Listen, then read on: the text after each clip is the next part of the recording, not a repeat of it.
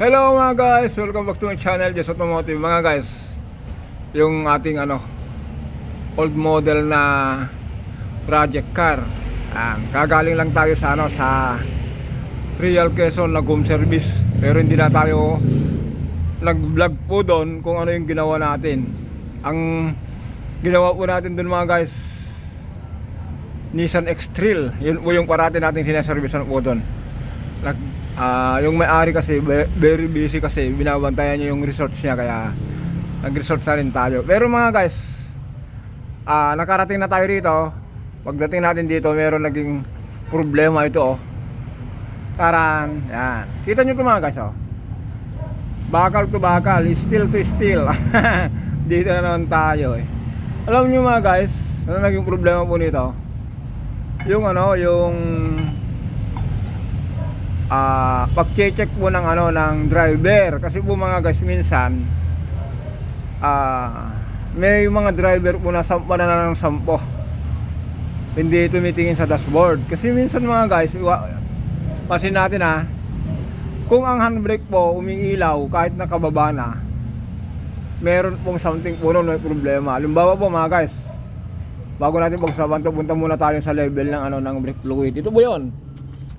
Ito ba, napansin nyo po? Ito yung pinaribis natin. Kasi po, kung hindi natin iparibis po itong itong rotor disc na kinain ng bakal, baka po itong bago, baka ilang araw lang po pud na naman. Kasi kung sa ganitong kagaspang po, parang yung mukha natin magaspang, parang liha, pupud-purin niya lang po ito ng mga ilang oras, araw.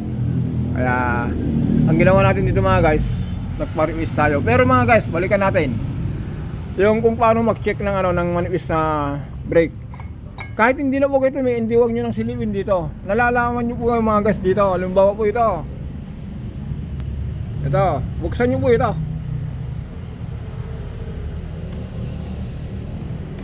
Yan. Halimbawa po ito, wala lang laman, nasa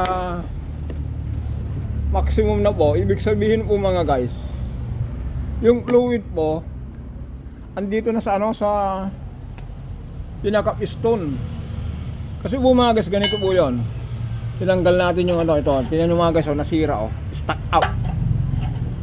Nung tinanggal natin ito mga guys, buti na lang hindi na aksidente. Kasi po, pagtanggal natin to, na po siya, dahil tumabingi po siya, tumama ito, nakita nyo po yung kunikisrap na yan. Mabasag po ito. Ito. Tumabingi. Pag tabingi po, ito naman po kasing piston na to, ceramic.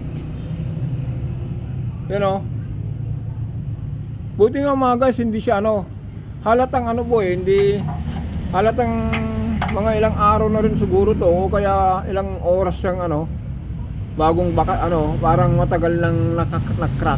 Kasi kung masin natin mga guys, yung tinatamaan nitong piston, ito yun. Yan. Tumagilid. Yan itong isa. Sana yung nagbakal to bakal. Sorry ito. Ayan. Ito po yun. Yan yung kita nyo po nyan, yung kumikislap. Dito po yun yan. Tumabingi mga guys, tapos nabasag po ito. Salamat na lang tayo, hindi po inabutan sa highway. Kaya yan, reminder lang po tayo rito. Iugalin nyo po yung mag-check ng brake. Kung meron na po kayo makita sa dashboard na umiilaw, dapat po magtanong na po sa mga kakilala natin mekaniko kung saan tayo nagpapa-service para ma-check natin. Ma-check nyo po. Ganito po nangyari dito.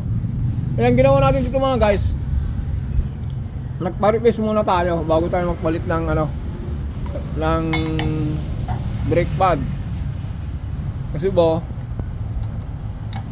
kung palitan natin yung brake pad na hindi natin ipa-replace po ito, pwede pong mapudpud ng mga ilang araw. Kasi nagiging parang liha na po ito, magaspang. ano po ito mga guys ha? Yan. 6 speed. 2.2 Ford. Tignan natin mga guys.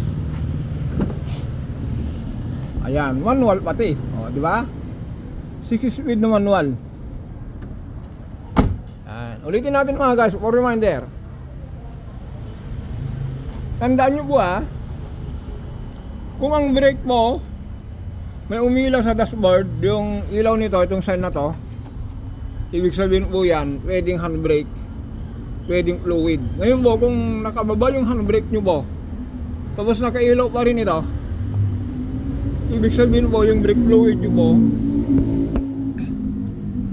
mababa na yung level. Yung sensor po, nakaano na po, nasesend na po ng ng sensor na kulang na po yung yung fluid. Eh bakit kaya kulang? Ano kayang dahilan? Ito po yon dahilan.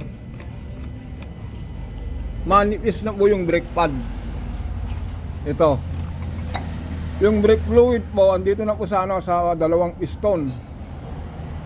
Kabilaan po niyan, 4 po kasi yung piston nito. Dalawa rito sa driver side, dalawa sa passenger side. Ngayon mga guys, kung manipis na itong itong brake pad, yung brake fluid na yung back po dito, kasi itong itong piston na to, kasi kung makapal pa yung brake, kung makapal yung brake mga guys, ito po andun lang. Yan. Ngayon kung manipis na po, kailangan niyang itulak mo niyan andito.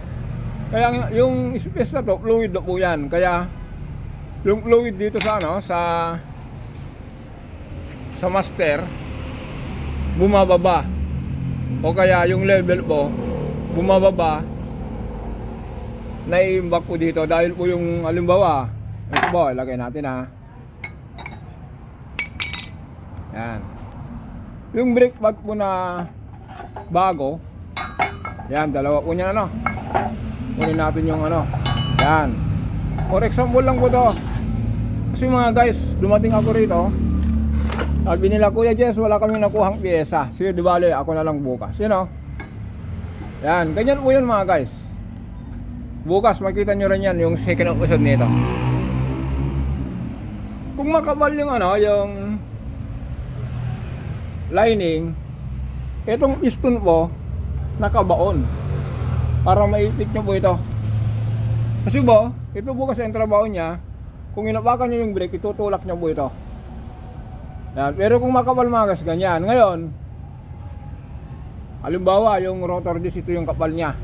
Pa-maintain nyo po yung yung 1 inches. Kung ilagay natin itong luma, ito, itong luma mga guys sana intindihin nyo po ito. Kaya maintindihan nyo, ang labo kasi yung paliwanag natin po ayan nagrigat kita paliwanag ti Tagalog na Ilocano de la Tanay Castinay no manifest dito, di ba nagdakil diferensya na kung i-compare ito ilan yung nakuha na nawawala rito. Ang nangyayari po mga guys, yung ito yung 1 inch dapat po ma-maintain niya yung 1 inch yan. Halimbawa ganyan yung 1 inch. Yan, yung 1 inch na yan. Halimbawa, i-maintain nyo yung 1 inch. May 1 inches, pulgada. Ayan. Yung piston nyo po, itong piston, lalabas po nyan. Habulin nyo po ito. Yan. Lalabas po ito, yung fluid po, dito na. Pero kung makapal po, dito siya. Kung manipis, dito. Yan. Kaya yung fluid po na yung back dito bumababa, ibig sabihin po itong master wala nang laman na pupunta rito. Kaya minsan mga guys, kung nagpapalit po kayo ng brake pad, kung i-compress nyo po itong itong piston, itong dalawa na yan, di ba ibabaw nyo po yan, ipapasok nyo para magkasya yung dalawang bago. Yan. Kaya minsan nagtataka yung mga iba, bakit dumami yung brake fluid ko? Hindi naman ako nagdagdag. Nagpalit lang ako ng brake shoe, brake pad. Kasi mga guys, kinompress nyo po yung ano, yung piston, pinasok nyo po siya, yung laman na fluid dito pumunta rito sa ano, sa master. Pero sa katagalan uli mga guys, habang ginagamit, nababawasan ito, umuurong yung piston, umabanteng ganyan. Ito naman po, di ba kung bagong palit, nakasagad. Kung habang nagpapaano, yung ginagamit natin, lumalabas po ito, napupuno ng fluid yung space nito sa likod. Yan, ganun po yun. Kaya sana po maawatan nyo, ito yung bagbagak, o kaya sana po maintindihan nyo yung pinagsasabi ko. Para ano lang po ito, basic lang po ito sa mga may-ari ng sasakyan. Huwag na kung kailangan huwag na po kayong magdagdag ng brake fluid. Ibig sabihin po mga guys, kung ang brake fluid nyo po wala na po sa minimum, andun na sa gitna ng minimum maximum po, magpa-check na po kayo ng brake pad po, baka po manipis na. Kaya yung ano nyo, yung brake fluid nyo po kulang na. Ngayon mga guys, kung makapal pa naman yung brake nyo, tapos kulang po ito, i-check nyo po yung mga ano nyo, yung brake lining, brake line, yung hose, copper tube, wheel cylinder sa likod, o kaya caliper, baka po may tagas.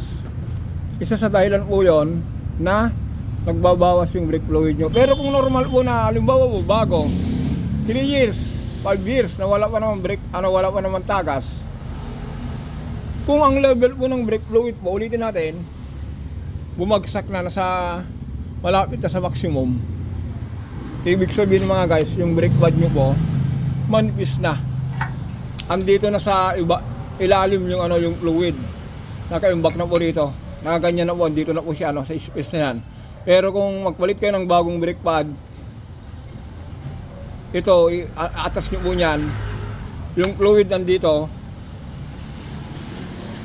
pupunta ulit po dyan. Ganyan lang po yan. Okay mga guys, hanggang dito na lang po tayo. I-try natin bukas, kahit linggo, try natin pumunta sa Banawe. Baka meron tayong makuhang yung side nito, bili tayo ng piston. Okay mga guys, hanggang dito lang po tayo. See you tomorrow, bye bye.